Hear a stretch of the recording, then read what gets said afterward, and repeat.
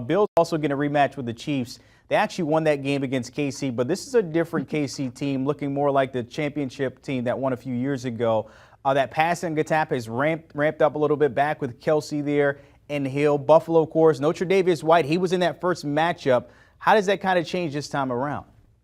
Well, very, very interesting, because I happened to have the opportunity to speak to a Bills source this morning and just asking him what are the things that they feel good about going into this game, particularly from a defensive standpoint, and also with the fact that they played the Chiefs earlier in the season, as you mentioned. What that Bills source said to me is that what's been really key for them is the fact that they've been able to get the takeaways. They're third in takeaways in the NFL going into this game. That's something that they hang their hat on in particular, and that they feel very confident, not just because of the fact that they were able to beat the Chiefs earlier in the season 38-20, and the fact that Mahomes only completed 33 of 54 in that game, 2 touchdowns, 2 interceptions, but that they feel that they're still flying around the ball despite the absence of Tre'Davious White. He played in that game earlier in the season. Obviously, they lost him to that ACL injury week 12 against the Saints.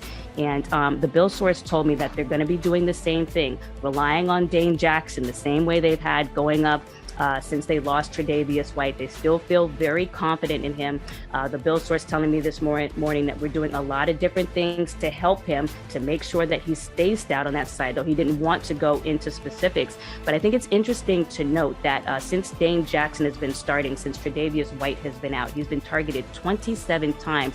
He has allowed 14 catches with a completion percentage of 51.8 when he is targeted, but they still feel like when they help him out on that side, they roll over the safety or what have you, that they can still mitigate against, the fact that he is obviously a vulnerable side of that defense. And the other thing that Jordan Poyer mentioned is that they noticed that even though the Chiefs started off 3-4, that one of the reasons why that they have been successful is that they become more patient with their offense, not necessarily going for the home run passes and the home run plays, just mitigating the game with the time of possession, and also the way that they're running it and being more methodical about the way that they're advancing the ball. So some of the things to watch for as we watch for that game as well on Sunday night in the primetime spot in the divisional round weekend.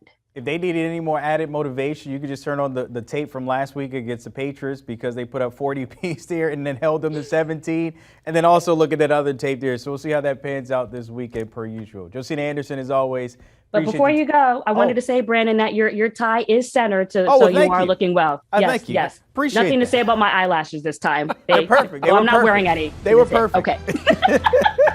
Josina Anderson, as always, tap it in there per usual when it comes to the NFL. Getting us ready for the divisional round starting on Saturday on CBS. The Bengals and Joe Burrow will invade Tennessee, the Music City, getting the Rush King back. That's on Saturday. Sunday, the Bills and Chiefs, a rematch. Josina already broke that down, how that might pan out. Sunday at 6:30 on CBS, also streaming on Paramount+. Coming up, as always, sunny in Phoenix, at least when it comes to hoops. Top squad in the association rolling in, but have they done enough to jump to that top spot when it comes to those power rankings?